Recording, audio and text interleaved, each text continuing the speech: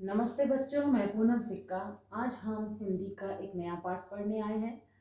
हमारी पुस्तक है मणिमेखला हिंदी पाठमाला, पाठ 1 नदी। ग्रेड 7 से रिलेटेड है, ये कक्षा 7 से रिलेटेड है। तो आज हम पढ़ रहे हैं कक्षा 7 का। पुस्तक का नाम भी मैं साथ में लिख रही हूँ, मणिमेखला पाठमाला। आज हम पढ़ रहे हैं पाठ 1 नदी। पाठ 1 नदी, और इसके कवि का नाम है श्याम नारायण पांडे। इसके जो कवि हैं वे हैं श्याम नारायण पांडे। कवि का नाम हमें हमेशा मालूम होना चाहिए, हमेशा पता होना चाहिए कि कवि कौन है। अब पाठ 1 नदी का उद्देश्य क्या है? हमारे इस पाठ को पढ़ने का उद्देश्य है कि हम नदी के बारे में जानें कि नदी का व्यवहार कैसा होता है, और साथ ही हम उन नदी के व्यवहार की तरह अपना व्यवहार बनाने की कोशिश करें और उससे शिक्षा लें। चलिए शुरू करते हैं। नदी, नदी का नाम आते ही मतलब रिवर, यानी जो लगातार बहती रहती है। पर्वत आए, पहाड़ आए, मैदान आए, पेड़ पौधे, घास, कुछ भी आए, नदी अपना रास्ता बनाकर लगातार बहती रहती है। ये नदी का व्यवहार है, नेचर है। उसी तरह हमें भी नदी की तरह बनना चाहिए। नदी की तरह हमें भी लगातार अपने काम करते रहना चाहिए। जो आपका कर्म है उस कर्म को हमें अपना 100% दे के करना चाहिए। कितनी भी मुसीबतें आए, कितनी भी मुश्किलें आए, उन सभी मुश्किलों को पार करना चाहिए और आगे बढ़ते रहना चाहिए। मुसीबत को लेकर बैठकर रोना नहीं चाहिए। We have to find out the solution and go out from that. ठीक है, तो उस मुसीबत से बाहर निकलने के लिए कोशिश करनी चाहिए और अपना रास्ता बना के, जिस तरह से नदी अपना रास्ता बना के बहती है, उसी तरह हमें भी अपने जीवन में अपने लक्ष्य को बांध के रखना चाहिए। हमारा ये लक्ष्य है, हमें इस लक्ष्य तक जाना है, और अपने लक्ष्य को निश्चित करके रखना चाहिए और उस लक्ष्य तक अंत तक मेहनत करनी चाहिए ताकि हम अपने लक्ष्य को प्राप्त कर सकें। नदी का लक्ष्य क्या होता है? नदी कहीं पे भी बहे, अंत उसका नदी का समुद्र के अंदर होता है, सागर के अंदर होता है। सी मतलब ओशियन। ठीक है, तो नदी कहीं पे भी बहे, बहते हुए नदी अपने लक्ष्य यानी सागर को पहुंचती है। उसी तरह से हमें भी अपना कर्म करते रहना चाहिए और अपने लक्ष्य को प्राप्त करने की कोशिश लगातार करते रहनी चाहिए। तो चलिए अब हम पाठ में वर्ड टू वर्ड रीडिंग करेंगे। सभी अपनी पुस्तक खोल लीजिए। पाठ 1 नदी, पेज नंबर 9। क्षण भर रुककर विश्राम करो, क्यों नदी निरंतर बहती हो। जब जब मैंने देखा पाया, तुम दौड़ धूप में रहती हो। यहाँ पर ये कह रहे हैं क्षण भर यानी सम सेकंड्स। क्षण मतलब होता है सेकंड्स, पल। हिंदी में पल बोलेंगे, इंग्लिश में बोलेंगे सेकंड्स। तो सेकंड्स के लिए रुककर, रुककर मतलब टू स्टॉप। ओके, विश्राम करो, विश्राम का मतलब होता है आराम करना, रेस्ट करना। ठीक है, तो क्यों नदी निरंतर, क्यों मतलब वाई, नदी मतलब रिवर, निरंतर मतलब लगातार, बहती हो यानी फ्लो करती हो। तो वहां पे वो बोल रहा है कि why you flowing every time. Okay, continuously. निरंतर मतलब होता है लगातार, कंटिन्यूसली। ठीक है, तो why you are flowing continuously, मैंने तुम्हें कभी भी आराम करते हुए नहीं देखा। ठीक है, तो यानी तुम कुछ सेकंड्स के लिए रुककर आराम क्यों नहीं करती हो, तुम क्यों लगातार बहती रहती हो। कवि ने ये नदी से प्रश्न पूछा है। जब जब मैंने देखा पाया, इट मीन्स जब जब मतलब व्हेनेवर, मैंने मतलब आई, देखा पाया यानी तुमको देखा। ठीक है, देखा मतलब टू सी यू। जब भी मैंने whenever I see the river, पाया, पाया मतलब आई फाइंड दैट तुम दौड़ धूप में रहती हो। तुम दौड़ धूप में रहती हो। दौड़ धूप करना मतलब होता है, दैट इज अ मुहावरा। दौड़ धूप, दौड़ मतलब होता है भागना, धूप मतलब होता है सनलाइट। ठीक है, तो दौड़ धूप का मतलब यहाँ पर मुहावरा है। दौड़ धूप में लगे रहना मतलब लगातार काम करते रहना। ठीक है, इसका वाक्य प्रयोग कर सकते हैं, मेरे पिताजी बहुत दौड़ धूप करते हैं, यानी लगातार काम करते रहते हैं, मेहनत करते रहते हैं। तो जब जब मैंने देखा पाया, जब भी मैंने नदी को देखा, हमेशा उसको दौड़ धूप में रहती हो, यानी हमेशा अपने काम में लगे हुए देखा। दौड़ धूप में लगे रहना मतलब लगातार काम करते रहना, बहुत मेहनत करना, परिश्रम करना, that is the meaning of this मुहावरा।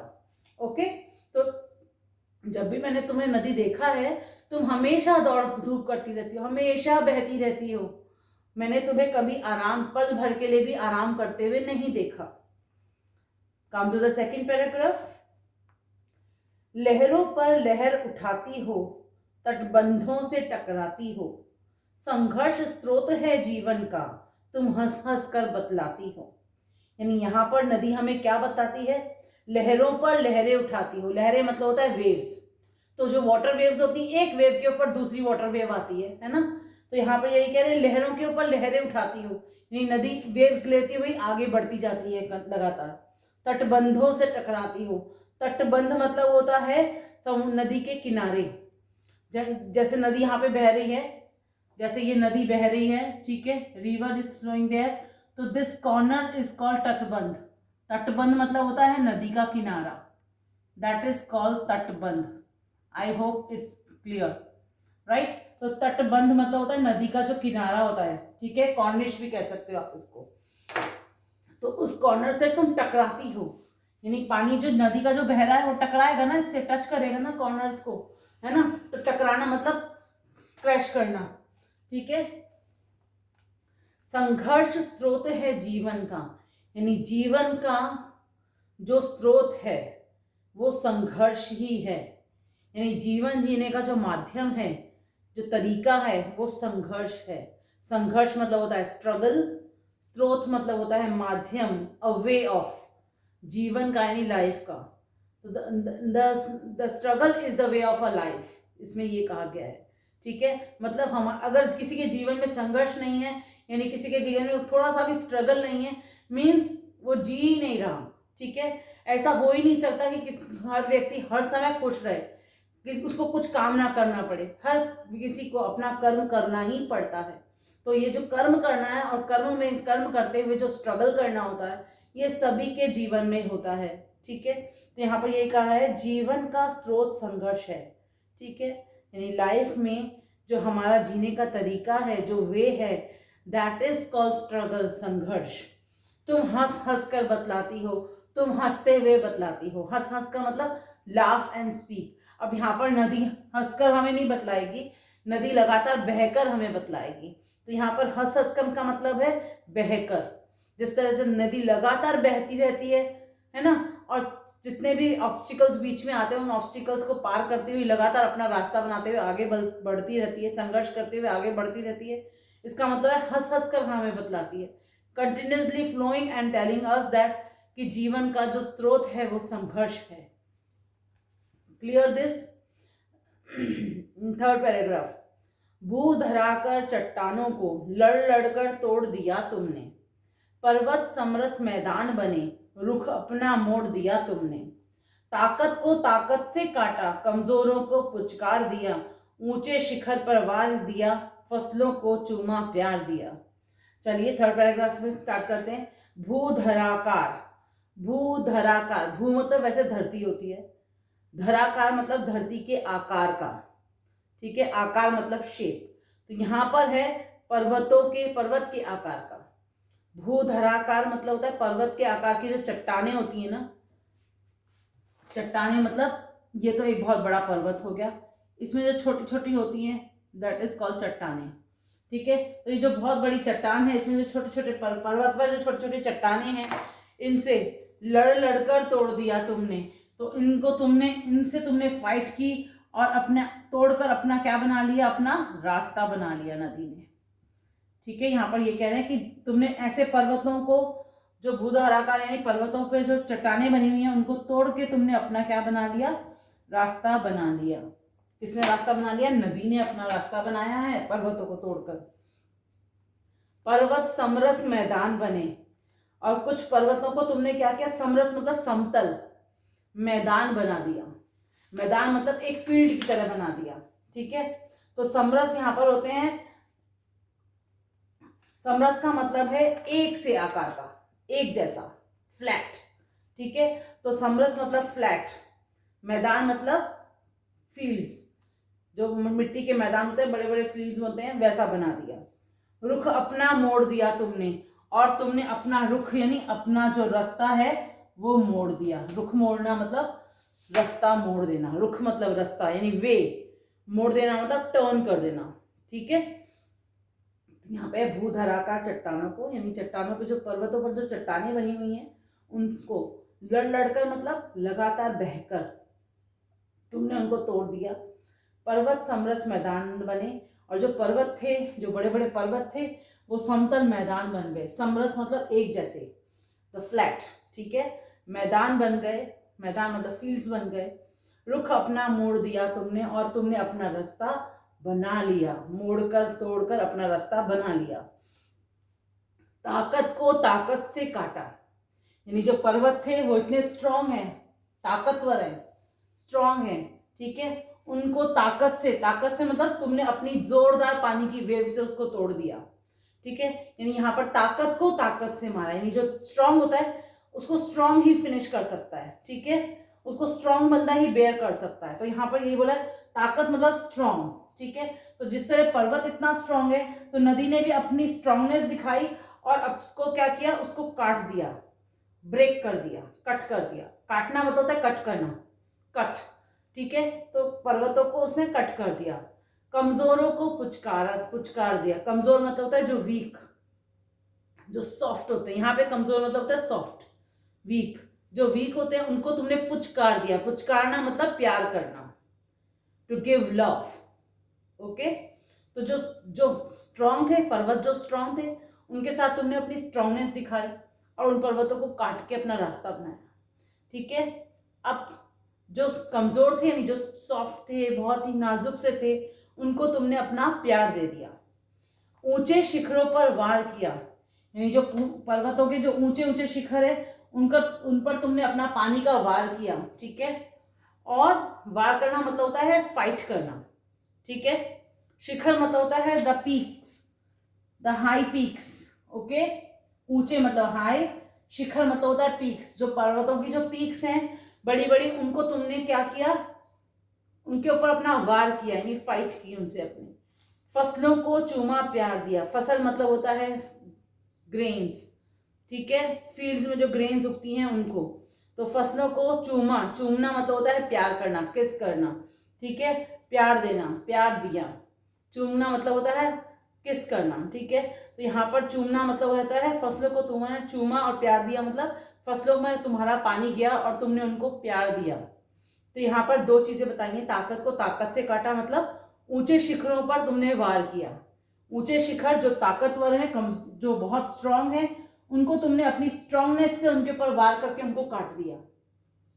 कमजोरों को पुचकार दिया, फसलों को चूमा प्यार दिया। यानी यहाँ पे कमजोर किसको बोला है, फसलों को।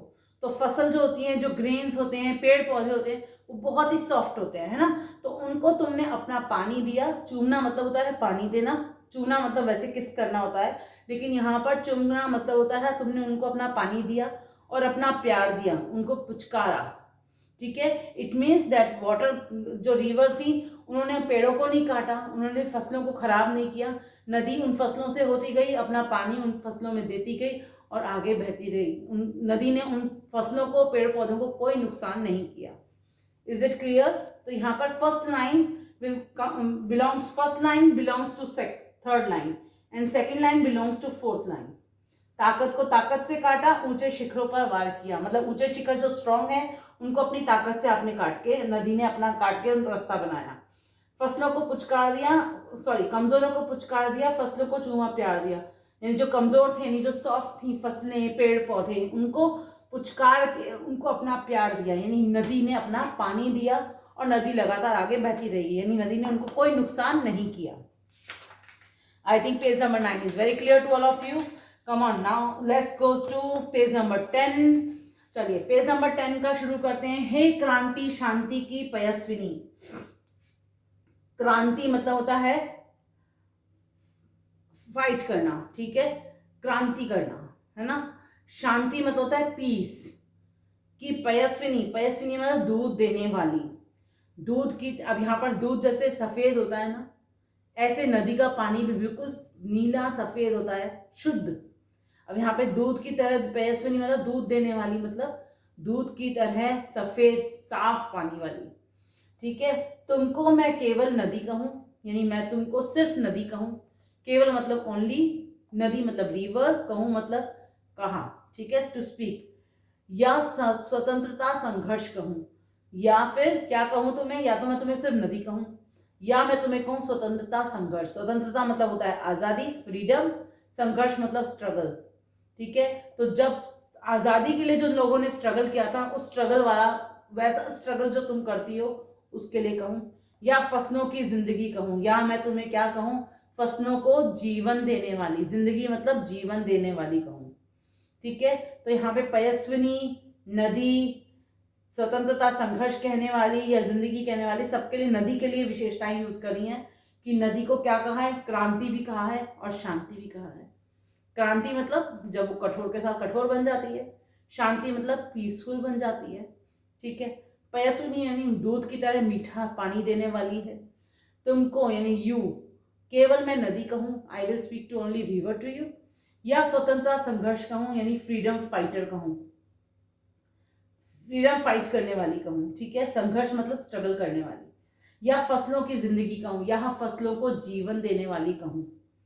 तुम शहरों को भी प्यारी हो, तुम गांवों को भी प्यारी हो, दोनों को, नेक्स्ट पैराग्राफ पे आ गए हम लोग। तुम शहरों को भी प्यारी हो, तुम गांवों को भी प्यारी हो, दोनों को दूध पिलाती हो, तुम दोनों की महतारी हो। यानी यहाँ पर कहा गया है जो शहर है, शहर भी तुम्हें बहुत प्यार करते हैं, नदियां शहरों में भी बहती हैं।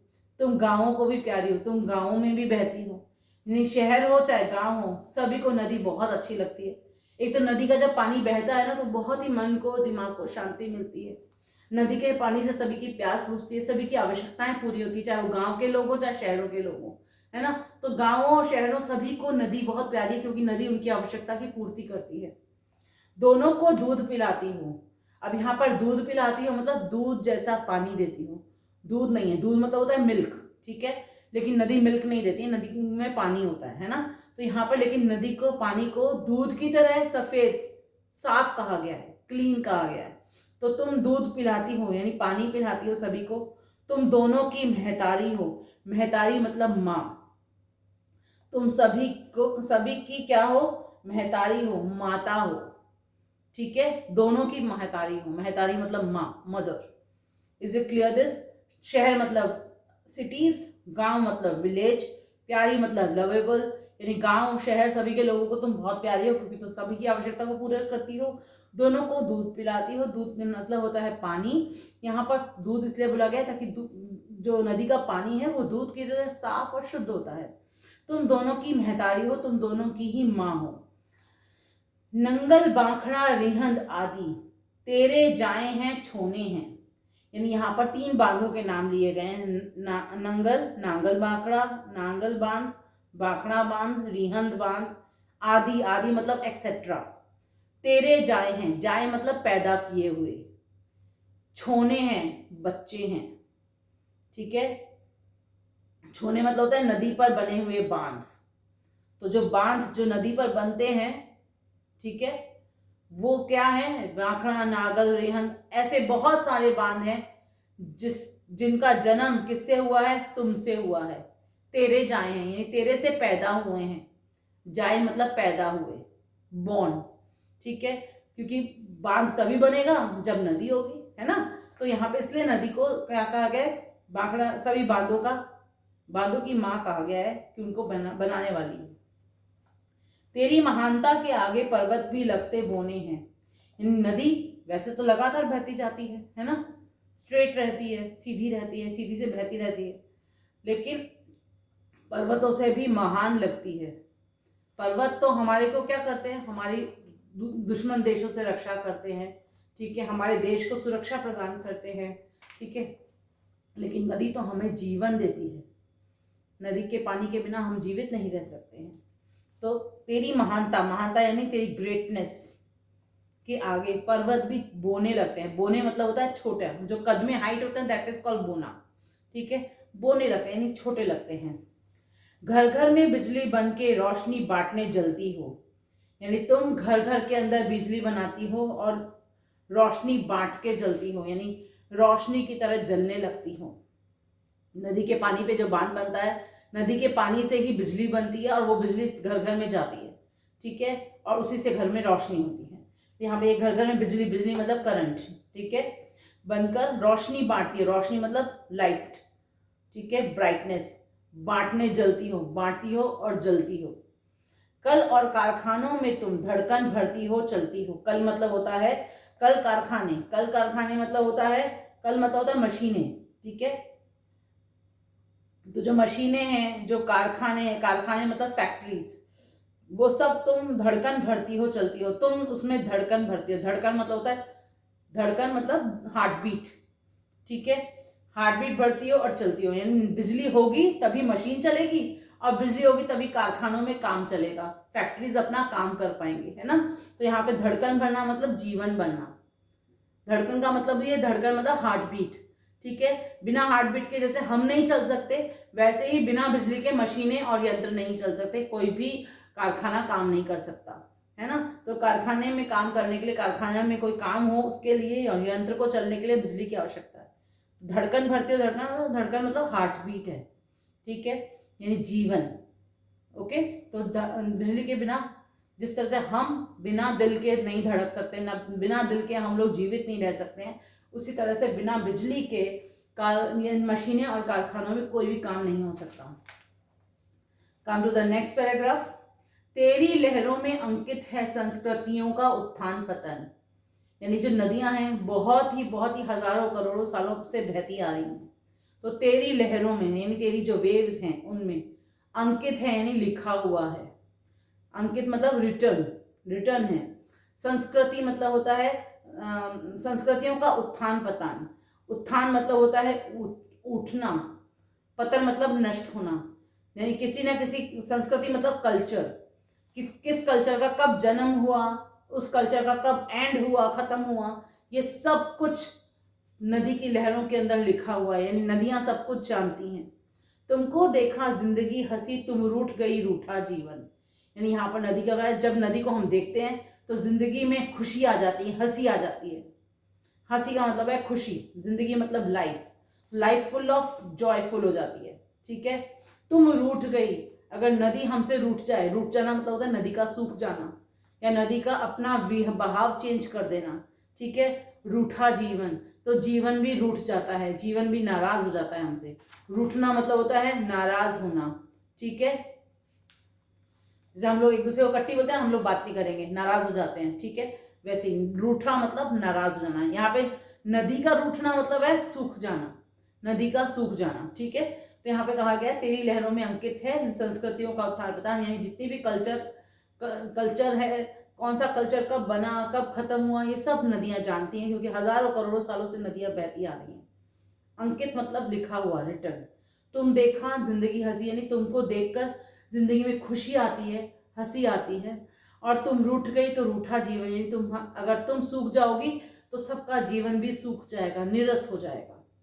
जिन देशों ने तुमको पाया वे ऊंचे उठे महान बने, यानी जिन जिन देशों में, प्रदेशों में नदियां बहती हैं, वो लोग तुमको पाया, नहीं, जिन जिन देशों ने तुमको पाया, मतलब जिन देशों में नदियां बहती हैं वे ऊंचे उठे महान बने, यानी वे जो देश हैं उन्होंने तरक्की कर ली, ठीक है, प्रोग्रेस की, और महान बन गए मतलब ग्रेट बन गए, ऊंचे उठ गए।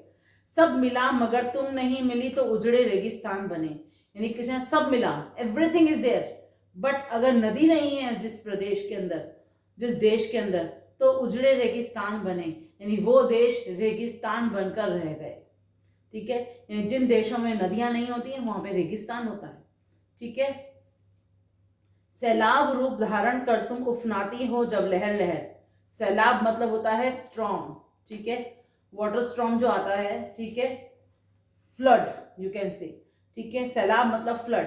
तो जब तुमने फ्लड का रूप धारण कर लिया, when you take a getup of flood, उफनाती हो, उफनाना मतलब ऊंचा उठ उठ कर गिरना, ठीक है। उफनना क्या होता है, जब हम किसी पानी को बॉईल करते हैं, जब हम दूध को बॉईल करते हैं, इट कम्स अप, नो, चाय बनाते हैं तो उफन के चाय ऊपर आ जाती है, उफनना मतलब फूल कर ऊपर आना, गर्म होकर, ठीक है। तो जब यहाँ पर कह रहे जब नदी का पानी में क्या आ जाता है, सैलाब आ जाता है, फ्लड आ जाता है, तो पानी ऐसे उबल उबल कर बाहर निकलता है लहर के रूप में, ठीक है। तो जो उसकी जो लहरें हैं वो उफन उफन कर बाहर निकलती हैं, उफनाती हैं, ठीक है। उफनाना मतलब होता है गर्म होकर फैलाव करना, विस्तार होना, फैल जाना। उफनाती हो। पुल सड़क रेल बह जाते हैं, थर थर करते हैं गांव शहर।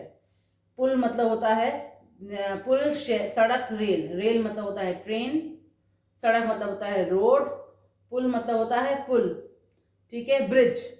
तो जितने भी ब्रिज हैं, सड़कें हैं, रेल हैं, सब उस नदी में बह जाते हैं। थर थर करते हैं गांव शहर। थर थर मतलब कांपना, ठीक है। यानी जो गांव और शहर है सभी लोग कांपने लगते हैं। थर थर करके कांपना मतलब होता है डरना, सभी लोग डर के मारे कांपने लगते हैं।